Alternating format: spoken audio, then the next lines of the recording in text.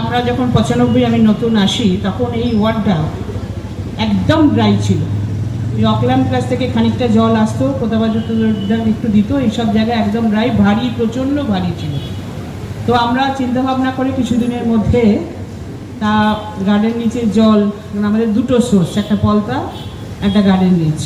তাই গার্ডেন নিচ থেকে এই জুই বিশ্বাসের ওয়ার্ডের মধ্য দিয়ে 60 ইঞ্চি পাইপ, তখন জুই কাউন্সিলর ছিল না, তখন তুলসী মুখার্জি ছিল।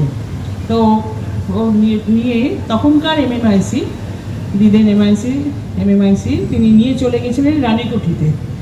তো জল আমরা পাই না, ওই ওয়ার্ডও কিছুটা পাই না, আমরাও পাই না। লাস্টে আমি আমাদের তখন যিনি কমিশনার ছিলেন তিনি তাকে বলতে, এবং জলের যিনি ডিজি ছিলেন, চিফ ইঞ্জিনিয়ার ছিলেন তিনি দিব্যেন্দুবাবু, তিনি বললেন আমি এখানে জল কী করে করা যায়। তা আমি বললাম একটা যা করা যায়, আপনি যদি আমাকে একটু হেল্প করেন, এই 60 ইঞ্চি পাইপ থেকে এখানে আমরা জল পুরো টালিগঞ্জ রোড দিয়েছি। তখন তুলসী মুখার্জি বললেন আমার ওখানে জল নেই, 3-4টে লাইন ওই নিয়ে নিল 4 ইঞ্চি করে, ফলে সোর্সটা অনেকটাই ভাগ হয়ে গেল। কালীঘাটে দিলীপদা ছিলেন, তখন তিনিও ওখান থেকে কিছুটা নিয়ে নিলেন, ফলে আমারটা অনেকটাই ঠিক আছে, কিন্তু আরও মনে হয় আর একটু অন্যদিকের পোর্শনগুলো একটু ড্রাই আছে। তাই অনেকদিন ধরে একটা সুযোগ করছিলাম, জায়গা জমি ছিল না আমাদের, তো সেটা কর্পোরেশন থেকে একটা জায়গা পাওয়া গেল, যেটা আমরা দীর্ঘদিন আমরা চেয়েছি যে এখানে কর্পোরেশনের জায়গা খুঁজে বার করতে, যাতে প্রজেক্টটা করা যায়। তো সেইখানেই আমাদের প্রজেক্টটা তৈরি হচ্ছে, যেটুকু জায়গায় জলাভাব রয়েছে সেগুলো পূরণ হয়ে যাবে। জল তো দিচ্ছি, কর্পোরেশনে এত 700 কোটি টাকা খরচা করছে বছরে, তারা এত খরচা করছে, এত বুস্টিং পাম্প স্টেশন তৈরি করছেন। কারণ মাননীয় মুখ্যমন্ত্রী মমতা বন্দ্যোপাধ্যায় তিনি বলেছেন আমাদের সবাইকে, কলকাতা শহরের সবাইকে, যখন তিনি দায়িত্ব দেন আমাদের ফিরহাদ হাকিম মহাশয়কে, যখন তিনি দায়িত্ব দিলেন আমাদের মহানাগরিক করলেন, তখন বললেন জল দিতে হবে সব মানুষকে।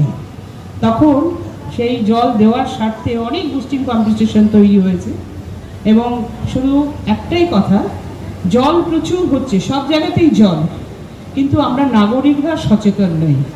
যে বলকক হয়তো জল ভরে গেছে, সেটা বলককটা খারাপ, জলটা চলে যাচ্ছে নিচে মাটির তলায়, অথবা ওপর থেকে ট্যাঙ্ক হয়ে জল ভরে যাচ্ছে, নষ্ট হচ্ছে। যেখানে আমাদের বস্তি উত্তরণের এরিয়া রয়েছে আর কি, সেখানেও দেখবেন যে জল নেওয়া অনেকের হয়ে গেছে। সেখানে যদি একটু কিছু অনেক সময় কলগুলো ঠিক মতো রাখতে পারেন না, সেখানে একটু বোতলও ঢুকিয়ে দেওয়া যায়, তাহলে জলটা সঞ্চয় থাকে। আপনি এলাকার জলটা সঞ্চয় করে রাখলেই কিন্তু অন্য এলাকায় যেখানে আরও ড্রাই আছে, তাহলে সেই জায়গায় জলটা যেতে পারে। এরকম তো নয় যে একদম ভাগীরথী নেমে এসে 144টা ওয়ার্ড এখানে একদম ভরাট করে দেবে, তা নয়। জলটা আমাদের এই গঙ্গা থেকে জলটা শোধন করে অনেক টাকা তার জন্য খরচা করা হয়, পলতাতেই বলুন আর এই গার্ডেন নিচেই বলুন, সোর্সটাকে বাড়ানো হয়েছে, অনেক জেনারেশনটাকে বাড়ানো হয়েছে, এবং সেটা দিয়ে শুদ্ধ জল, যাকে আপনারা সকলেই মিষ্টি জল বলেন, পানীয় জল, সেটা সরবরাহ করা হয়। তাই রক্ষণা পরিশোধন করেই দেওয়া হয় আপনাদের।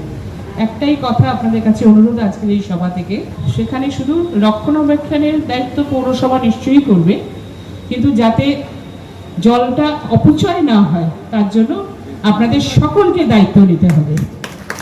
তাই আমার একার দায়িত্ব না, একা মহানাগরিকের দায়িত্ব না, একা বিধায়কের দায়িত্ব না, একা সকলের দায়িত্ব না, পৌরসভার যারা অফিসার আছেন তাদের দায়িত্ব না, দায়িত্বটা আপনাদের।